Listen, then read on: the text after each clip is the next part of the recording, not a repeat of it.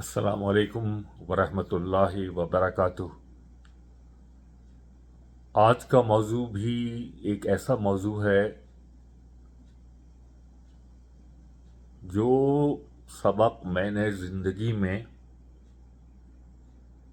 کاش اگر بہت پہلے سیکھ لیا ہوتا تو بہت بہتر ہوتا، لیکن دیر آید درست آید، سیکھ لیا، لیکن کئی بار گرنے کے بعد، بہت سفر کرنے کے بعد، انگریزی والا سفر، لیکن سیکھ لیا۔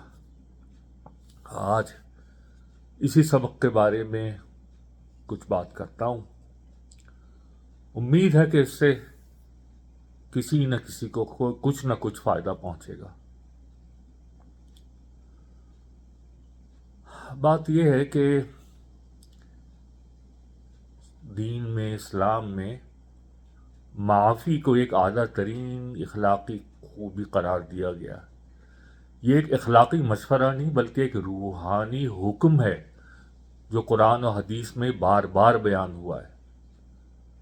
جب کوئی شخص صرف اللہ کی رضا کے لیے کسی کو معاف کرتا ہے، اپنے غصے، تکلیف اور انا کو ایک طرف رکھ کر، تو وہ اللہ کی نظر میں بلندی حاصل کر لیتا ہے۔ قرآن و سنت واضح کرتے ہیں کہ معاف کرنے والے کمزور نہیں بلکہ عظمت والے اور اللہ کے قریب تر ہیں۔ آج ہم اسی ٹاپک یا اسی مضمون پر بات کریں گے کہ اللہ تعالیٰ کن عظیم انعامات کا وعدہ کرتا ہے ان لوگوں کے لیے جو دوسروں کو اللہ کے لیے معاف کر دیتے ہیں۔ معافی اللہ کی رحمت کی صفت کی عکاسی ہے۔ اللہ تعالیٰ الغفور یعنی بہت زیادہ معاف کرنے والا، بار بار معاف کرنے والا، اور الرحمن یعنی نہایت مہربان ہے۔ جب ہم دوسروں کو معاف کرتے ہیں تو ہم اللہ کی ان صفات کو اپناتے ہیں، اور یہ عمل ہمیں اللہ کے قریب لے جاتا ہے۔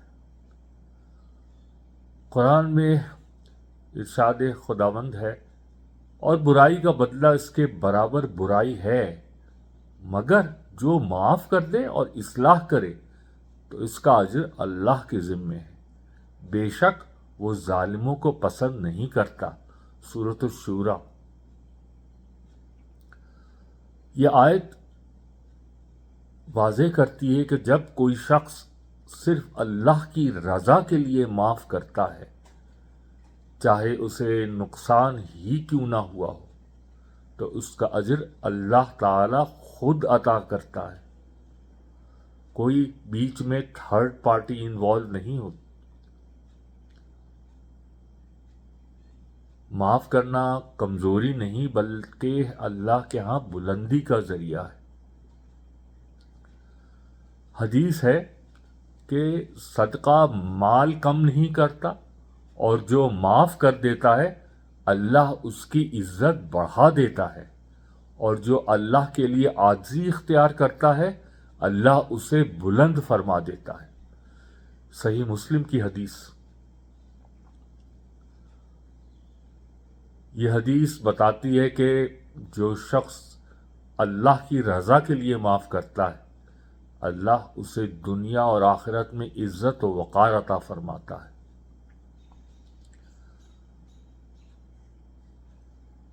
اللہ کی طرف سے مغفرت کا اعلان، جو دوسروں کو معاف کرتا ہے اللہ بھی اسے معاف کرتا ہے۔ اگر ہم اللہ کی مغفرت کے طلبگار ہیں تو ہمیں بھی دوسروں کے لیے دل میں رحم رکھنا چاہیے۔ قرآن میں اللہ تعالیٰ ارشاد فرماتا ہے، اور چاہیے کہ وہ معاف کریں اور درگزر کریں۔ کیا تم یہ پسند نہیں کرتے کہ اللہ تمہیں بخش دے؟ اور اللہ تو بہت بخشنے والا مہربان ہے۔ یہ آیت ہے سورہ نور کی، اور اس کا بیک گراؤنڈ کچھ یہ ہے کہ یہ آیت حضرت ابو بکر کے بارے میں نازل ہوئی جب ان سے کہا گیا کہ وہ ایک ایسے شخص کو معاف کریں جس نے حضرت عائشہ رضی اللہ تعالی عنہا کے خلاف الزام لگایا تھا۔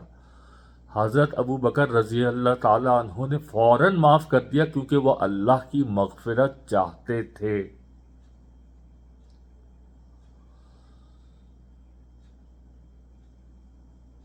معاف کرنے کا ایک خاموش انعام دل کا سکون اور ذہنی اطمینان ہے۔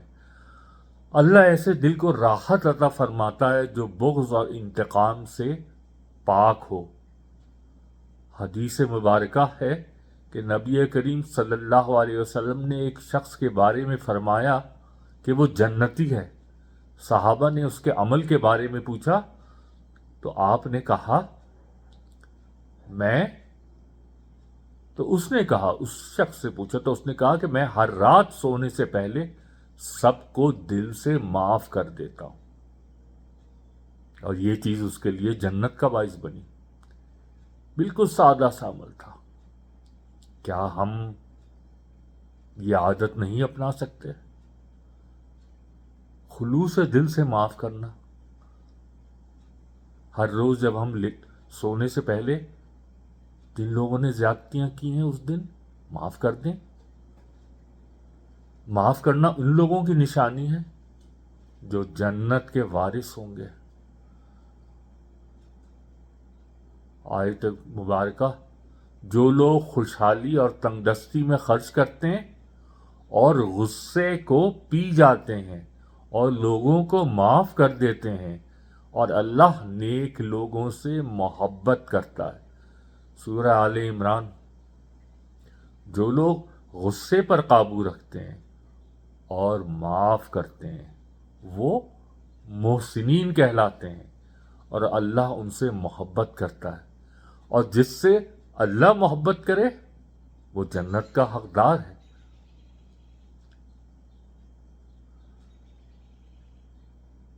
جہنم سے حفاظت، نبی نے فرمایا کہ معاف کرنا انسان کو جہنم سے بچاتا ہے۔ حدیث مبارکہ ہے کہ جہنم سے بچو، اگرچہ کھجور کے ایک ٹکڑے سے صدقہ دے کر، اور اگر وہ بھی نہ ہو تو ایک اچھی بات سے۔ یہ حدیث ہے صحیح بخاری اور غالباً صحیح مسلم دونوں میں روایت ہے اس کی۔ معاف کرنا ایک بڑی نیکی ہے، اور کسی کو اچھے لہجے میں معاف کرنا صدقہ ہے جو جہنم سے بچاتا ہے۔